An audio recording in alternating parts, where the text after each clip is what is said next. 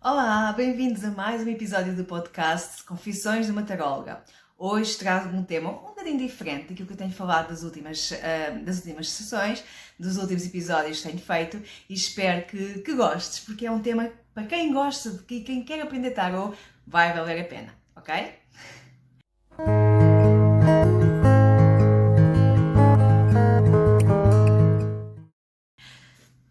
Então, eu comecei a ler tarot de uma forma muito interessante. Portanto, aquilo que eu te quero contar hoje é precisamente como é que foi o meu processo, desde a minha aprendizagem até começar a ensinar tarot. Tá bem? E é exatamente isto que eu quero falar.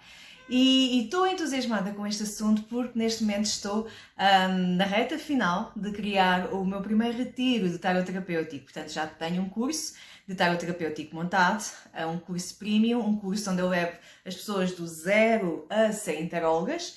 E tenho um mini curso também sobre arcanos maiores. E com base em toda esta experiência que eu tenho, em toda esta forma de estar, decidi criar um retiro onde vamos mergulhar durante 3 dias nesta aprendizagem do tarot. Portanto, estou aqui super entusiasmada e foi precisamente por causa disso que eu decidi gravar este episódio diferente, digamos assim, porque fez-me pensar no meu percurso. E eu comecei... Eu sempre tive gosto pelo tarot, desde criança, desde adolescente, pelo menos ali, lembro-me perfeitamente de 12 anos, que foi assim um momento em que o tarot me começou a chamar, porque foi a primeira vez que eu tive contato com o tarot nas minhas mãos. Foi uma viagem que nós fizemos com a escola a Paris e durante essa viagem nós passámos em Espanha e havia tarots à venda numa bomba de gasolina, algo desse género. E sei que aquilo começou a mexer bastante comigo. Uma amiga minha comprou um baralho e nós começámos a praticar desde essa altura. Mas deixei o tarot de lado, não tinha qualquer experiência, não tinha qualquer conhecimento, não fazia a mínima ideia sobre nada que estivesse relacionado com o tarot. Então, depois desta fase, era um chamamento que eu tinha. Até que chegou uma dada altura que eu me licenciei, acabei os meus estudos, mas o tarot sempre me chamava. Então comecei a ser mais autónoma, mais independente, e se calhar acontece isto a muitas pessoas que leem cartas, ou que querem aprender a ler cartas, em que a sua envolvente também não é as melhores, né? Sou meio familiar, também não dá espaço para isso e critica bastante. E no meu caso, eu era a única a gostar deste tipo de coisas, portanto era estranho eu falar disto em casa, ou era... Não digo que não fosse aceito, mas não era bem visto, sobretudo para quando ainda temos aquela fase da adolescência que ainda não estamos a afirmar-nos. Então o que é que aconteceu? Assim que eu ganhei a minha autonomia, a minha independência, comecei a dedicar-me a estas áreas. E lembro-me perfeitamente de ir a um evento de amigos, de pessoas que lidavam com estas áreas, e foi a primeira vez que eu fui assim a um evento com um pequeno grupo de pessoas e todos eles tinham os seus oráculos. E havia uma coisa que me fazia muita confusão, que era o tarot de Marselha, que era aquele que eu conhecia, porque foi esse que nós comprámos quando fomos no caminho para Paris. E eu não gostava do tarot de Marselha, fazia-me lembrar a Inquisição, achava denso, achava aqueles gráficos horríveis, achava pouco intuitivo. E andava sempre aqui nesta relação, né, de amor-ódio, que é, eu gosto imenso do tarot, mas eu não gosto deste tarot. Eu também não conhecia, não sabia o que é que havia. E nesse encontro houve o tarot de Rider, havia de Marselha e de Rider. E eu comecei a perceber, ok, há mais tarots, mas não tinha noção do que é que havia. E comecei a pensar, ok, eu tenho que me decidir, ok, pronto, eu vou comprar um de Rider ou de Marselha, ou o que for, eu tenho que me decidir. Mas não sei por onde é que me vou decidir. Até que eu sonhei que estava numa feira medieval. E nessa feira, até quem me atendeu era uma pessoa que tinha uma loja esotérica na altura que eu frequentava em Sintra, e que eu vi os vários baralhos. E vi um baralho no sonho em que eu perguntei, que eu achei lindíssimo as cartas, e perguntei qual é que é este baralho? E que ela me disse, este é o tarot da deusa. E eu fiquei, ok, disparate, eu que acredito no masculino e no feminino, do deus e da deusa, e que sou toda ligada a estas coisas, ok, qualquer tarot para mim vai ser tarot mensagem do divino, mensagem da deusa. Portanto, achei aqui um disparate no sonho, atenção. E, entretanto, sei que o sonho se desenrolou e até depois também vi um pêndulo, na altura, e sei que acordei. E acordei e não liguei ao sonho. E isto foi para aí 2 semanas após aquele encontro que eu falei que conheci o de Rider. Não liguei ao sonho, mas andava com aquele alerta em mim o dia todo. Até que à tarde decidi pesquisar, fui à loja dessa pessoa, porque eu reconhecia do sonho, fui ver o que é que ela tinha, na altura era o Castelo de Asgard, eu nem sei se neste momento ainda está em funcionamento ou não, e havia tarô da deusa. Aliás, deu 2 tarôs e eu, uau, ok, existe o tarô da deusa. O primeiro não me disse nada, o segundo, quando eu bato com os olhos nas imagens, foi as imagens que eu tinha sonhado. Eu juro que nunca tinha visto aquele tarô em dias de vida. Então fiquei mesmo, uau, o que é isto? Fiquei extremamente fascinada com a ideia, então mandei uma mensagem a perguntar se tinha o tarô universal da deusa, que é aquele que eu uso na carta da semana, é aquele que eu apresento sempre, e ela respondeu-me, nem a propósito, mandei-o vir ontem. E eu fiquei, uau, isto não está a acontecer. Então disse logo, guarda, é meu, eu quero esse tarô. E pronto, depois entretanto fui a Sintra, até foi quando eu fiz a minha iniciação de Reiki que fiz lá, no Castelo de Asgard, e comprei o tarô. Só que na altura vinha com aquela ideologia de, uau, isto foi tudo muito esotérico, né? muito intuitivo, isto vai ser favas contadas, isto vai ser fácil. Eu vou olhar para as cartas e vai fluir claramente. Não é assim que funciona. Então eu trouxe o tarô, eu não percebi nada do tarô e comecei a aprender. Como é que eu aprendi? O meu tarô teve uma vantagem gigante, se calhar muitas pessoas que fogem disso, e para mim foi uma benção, que é, trazia apenas um livrinho muito pequenininho, com uma frase descritiva de cada uma das cartas que nem em português tinha. Ou seja, era um livrinho mesmo super pequenino que acompanhava o baralho. Não é como o de Rider, que há imensos livros e que há imensa informação, ou mesmo de Marselha, né? Era um tarô diferente. Isso foi uma benção, porque obrigou-me a olhar para o tarô como ele é e a criar uma conexão. E é isso que eu passo agora aos meus alunos. E eu digo isto imensas vezes. Não decorem significados das cartas. Não decorem livros. Isso não é saber ler cartas. Porquê? O que é que eu fiz naquela altura e que foi o conselho que até a dona da loja me deu? Que é, se tu estudares uma carta por dia, em 78 dias já tens uma relação com todas as cartas, porque elas são 78. E eu fiquei, uau, é verdade. Então foi o que eu comecei a fazer. Eu comecei a olhar para as cartas uma a uma e comecei a perceber o que é que elas me faziam sentir. Depois ia associando e estudei em algumas partes, estudei em alguns livros, mas coisas pontuais, não me baseei num único autor, porque eu comecei a perceber que os autores eram todos muito contraditórios. E eu percebi que havia maneiras diferentes de ler cartas. Então o que é que eu comecei a fazer? Olhava para elas e deixava que viesse aquilo que me fazia sentir. Claro que lá está, quando nós depois vamos ver bastante, há coisas que depois nós vamos interiorizando, há coisas que nos fazem mais sentido.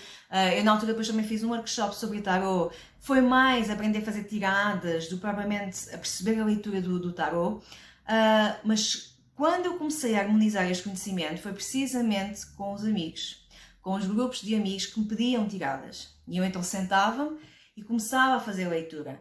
E com esta prática, com não deixar o tarô na gaveta, porque isto é o mal de muita gente, com começar a olhar para ele, com meditar com ele, com perceber o que é que me fazia sentir.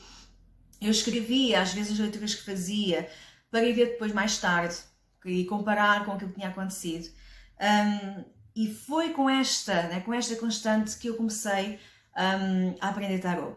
E a carta da semana foi logo passado, acho que não fez um ano, eu comprei o tarô em novembro de 2010 e a carta da semana foi lançada em outubro, se não estou em erro, de 2011, portanto não fez um ano. Acabou por ser uma grande ajuda, porque obrigava-me, entre aspas, todas as semanas a olhar para o tarô. Né? Porque nós estamos na nossa vida, no dia a dia, é difícil às vezes pararmos as nossas coisas para olhar para as cartas. E então assim eu nunca deixei de ter uma conexão com as cartas. Havia depois fases que fazia mais, havia fases que fazia menos e lancei-me aos lobos. Quando eu comecei, ok, mais ou menos para os amigos eu já consegui fazer leituras, lancei-me aos lobos no sentido de eu vou fazer consultas, eu quero fazer consultas. E comecei assim, né, a descobrir, isto é o caminho das pedras, não é? Por isso é que eu digo isso muito no meu curso, porque também eu faço mentoria e compro mentoria de outras pessoas de outras áreas, e o que me dizem sempre é que a vantagem de comprarmos os cursos de outras pessoas É que não temos que fazer o caminho desafiador que aquela pessoa fez. Né? Eu fiz o meu caminho todo sozinha com o tarot. E aquilo que eu me apercebo no final é que, por muitos livros que existam sobre tarot, não existe uma leitura certa, única, exclusiva de uma única carta. Isso não existe. Cada carta é ilimitada. Há imensa coisa para tirar ali, há imensa informação. E é o que me enche o coração, é eu passar este conhecimento aos meus alunos. E é eles também perceberem isto, ok, isto é um organismo vivo, isto tem uma informação ilimitada assim como eu, porque o tarot é o livro da vida, está ligado à nossa vida, está ligado a nós. Eu digo isto imensas vezes que o tarot é um espelho daquilo, da energia, daquilo que a gente pergunta. Ele está apenas a refletir, ele está apenas a mostrar, portanto, é um mundo de coisas que pode acontecer ali, em cada uma das cartas. Ele é ilimitado, ele é imenso, ele tem um conhecimento brutal. Então, se nós formos decorar livros, e eu dou este exemplo que eu acho sempre curioso nos cursos e quando faço workshops e quando falo com os meus alunos, que é como vocês comprarem um livro de como é que eu faço um amigo e decoram um livro e depois conhecem uma pessoa nova e estão a debitar o livro. Isto não vai criar ligação, não vai criar conexão. Vai ser sempre super limitado. Porquê? É preciso empatia. É preciso abrir-nos, né? O que a outra pessoa nos está a dizer. Abrir aquilo que a pessoa realmente se interessa. E nós também interessarmos por aquilo que ela, né, que ela nos passa. Com o tarot é igual. Eu acho muito semelhante, não sei se às vezes também vos acontece, né? Por exemplo, com pessoas que falam de outra língua, ou mesmo com animais de estimação, né? Que nós não os percebemos porque não falamos a mesma língua, mas começamos a perceber, criamos uma conexão, sabemos que se for um cão ou um gato, que o latido é diferente, que aquele latido já é disto ou é daquilo, né? Ou o miar também é diferente. O tarot é a mesma coisa, ele não fala por palavras, mas fala por imagens, fala por códigos, fala por energia. Se nós formos trabalhando com ele rotineiramente, olhando para ele, abrir-nos àquilo que ele tem para nos dar, nós também vamos começar a percebê-lo cada vez melhor. E isto é muito rico, é algo muito rico. E esta passagem de... Eu também fiz um caminho desafiador, né? Eu lancei-me aos lobos e estou muito grata por isso, porque eu nunca deixei o tarot. Desde que eu comecei, desde que peguei no tarot, eu nunca o deixei na gaveta. Eu fui sempre trabalhando e neste momento já são 12 anos de carreira, já são muitas horas de consultas, já são 2 cursos neste momento concluídos, um retiro e há mais para vir aí porque estou a criar outro curso ainda mais de topo com o tarot. E isto enche o coração, porque depois como é que nós passamos este conhecimento a alguém? Nós não vamos, eu não quero impor as leituras das cartas, eu não quero dar o peixe, eu quero ensinar a pescar, eu quero que as pessoas olhem para as cartas e sintam a conexão com as cartas. É esse o meu papel de formadora, né? Até porque eu sou da área de formação, portanto é uma coisa que eu sempre gostei, é dar as ferramentas, dar as condições às pessoas para o fazer. Né? E tenho todo o orgulho dos meus alunos já fazerem leituras. Eu tenho vários alunos que já são tarólogos e já fazem consultas e sentem-se confiantes nas suas consultas porque sabem este organismo vivo que ele é. Sabem que não é algo fechado, algo limitado. Né? Sabem que ele é um mundo para explorar. E vocês podem pensar, Vânia, mas isso ainda é mais confuso? Então, e depois como é que eu aprendo? Como é que pode ser? Aprendemos a ter, né, esta abertura, esta relação. Da mesma forma que nós nos conectamos com outras pessoas, nós vamos conectar-nos com as cartas. Claro que há alguns fatores que nos guiam, né? São fatores orientadores. Mas dentro destes fatores orientadores, por exemplo, cada naipe está ligado a um elemento, que está ligado a uma área da nossa vida. Né? Ouro está ligado ao plano físico, por exemplo, e nós já sabemos que, ok, estamos aqui a lidar com dinheiro, com saúde. Né? Quando é copas, é emoções, geralmente estamos sempre na área das emoções. Isto ajuda-nos, né, a pautar a nossa leitura. Mas não nos limita, nunca. Portanto, há muita coisa que cada uma das cartas nos pode dizer. E depois é a relação entre elas, a maneira como elas se conectam umas com as outras, que faz com que a leitura seja mais rica. Portanto, a aprendizagem do tarot não é impor leituras, não é decorar coisas, é perceber esta dinâmica, fazer entender, fazer passar esta dinâmica, fazer passar esta relação, fazer passar esta conexão que nós temos que criar com as cartas e perceber que elas estão todas relacionadas entre si. Né? E que as suas leituras são limitadas, porque as tiradas são limitadas, a maneira como elas se conectam são limitadas. Agora, como é que vocês chegam lá? Fazendo um percurso de persistência, de continuidade. E é uma das coisas que eu tento sempre incentivar é lancem-se aos lobos, façam consultas, não tenham medo, porque isto dá-vos uma grande aprendizagem sobre vocês mesmas. E ainda ontem eu estava a ver uma publicação sobre a capacidade de aprendizagem, em que quando nós lemos retemos 10%, quando ouvimos retemos 20% e várias coisas do género, e depois no final era quando ensinamos retemos 95%. E eu sinto muito isso. Eu sinto que aprendi muito mais quando eu comecei a ensinar. Ou seja, o tarot começou ainda a ser um mundo maior, e um mundo maior de coisas. E este percurso é algo que me enche o coração.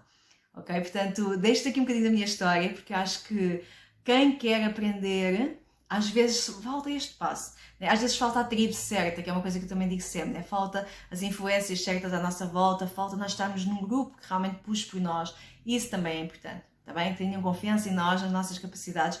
Tudo isso é importante. Mas se queres aprender tarot, aprende a relacionar-te com ele. Tá bem? Olhar para ele e deixar que flua. Vê o que é que faz sentido. Eu despeço-me agora, espero que estejas a gostar. Qualquer comentário, coloca aí, tá bem? Diz-me o que é que estás a achar deste podcast. E se tiveres questões sobre o tarot, sobre o meu percurso, sobre como é que eu lido com determinadas situações, por favor, é só dizeres, ok? Tchau, tchau. Até ao próximo episódio.